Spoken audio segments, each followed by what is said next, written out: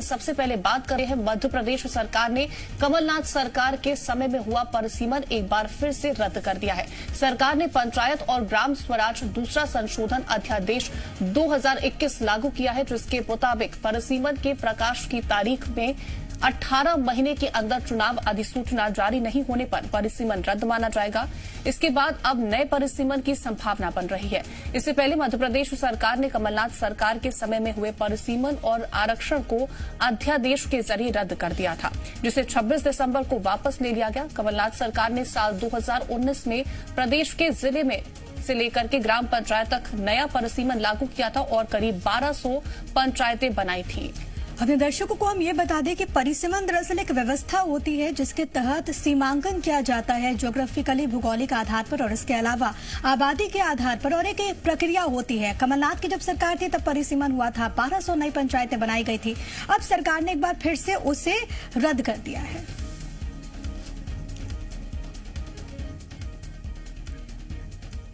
तो तमाम जानकारियों के साथ संवाददाता आकाश हमारे साथ जुड़े। आकाश, देखिए एक बार फिर से सरकार ने एक नया दाव चला है। जो परिसीमन कमलनाथ सरकार की तरफ से लागू किया गया था, पहले एक बार उसे रद्द किया गया, लेकिन अब दोबारा से फिर से सरकार ने एक नया दाव चला है। कीर्ति, इस बार रद्द तो किया गया है, लेकिन इस बार नए सिरे से परिसीमन होगा। जिला पंचायतों से लेकर ग्राम पंचायतों तक नए सिरे से परिसीमन कराया जाएगा और परिसीमन को लेकर ही लंबे समय से विवाद चल रहा था। परिसीमन और रोटेशन की प्रक्रिया को पालन करने को लेकर ही लोग कोर्ट भी पहुंचे थे, हाई कोर्ट और सुप्रीम कोर्ट। लेकिन अब सरकार ने तय किया है, जो अध्यादेश द्वितीय अध्यादेश लाया गया है पंचायत एवं ग्राम स्वराज अधिनियम का, इस अध्यादेश में स्पष्ट रूप से लिखा है कि जो पंचायतें हैं अब वहां पर नए सिरे से परिसीमन कराया जाएगा। यानी कि अब परिसीमन जो कमलनाथ सरकार के दौरान हुआ था 2019 में, वो मध्य प्रदेश में लागू नहीं होगा और नए सिरे से सरकार परिसीमन कराएगी। मध्य प्रदेश की सरकार के दौरान जब परिसीमन हुआ था उस वक्त करीब 1200 नई पंचायतें बनी थी और कुछ पुरानी पंचायतें खत्म हुई थी। और अब पंचायत चुनाव निरस्त हुए हैं, तो ऐसे में सरकार ने निर्णय लिया है, क्योंकि जो अध्यादेश पहले सरकार लेकर आई थी उस अध्यादेश को निरस्त किया गया और वही अध्यादेश पंचायत चुनाव की नींव थी, वही बेस था, वही आधार था। और जब अध्यादेश निरस्त हुआ तो पंचायत चुनाव अपने आप रद्द हो गए, सिर्फ औपचारिक घोषणाएं बाकी रह गई थी। इसके बाद राज्य निर्वाचन आयोग ने औपचारिक रूप से पंचायत चुनाव रद्द करने का ऐलान कर दिया। ये तो बात हो गई आकाश, ये कि पहले आखिरकार क्या कुछ हुआ। फ्लैशबैक में जाकर आपने भी बहुत अच्छी तरीके से दर्शकों को समझाया, लेकिन अब यहाँ पर ये बताइए, क्योंकि परिसीमन आरक्षण का एक ऐसा मसला, रोटेशन को लेकर हमने देखा कि सैयद जाफर हो, जय ठाकुर हो, कई सारे जनप्रतिनिधि सर्वोच्च अदालत तक जा पहुंचे और यही बात कही गई कि ये जो व्यवस्था है, संवैधानिक जो व्यवस्था है, उसके हिसाब से परिसीमन होना चाहिए और आरक्षण का मौका हर किसी को मिले, हर वर्ग को मिले। अब यहां से जब सरकार नए सिरे से कर सकती है, तो अब वो जो कानूनी दांवपेच है वो किस तरीके से आगे बढ़ेगा? अब यहां से संभावनाएं किस तरीके से बनती हैं?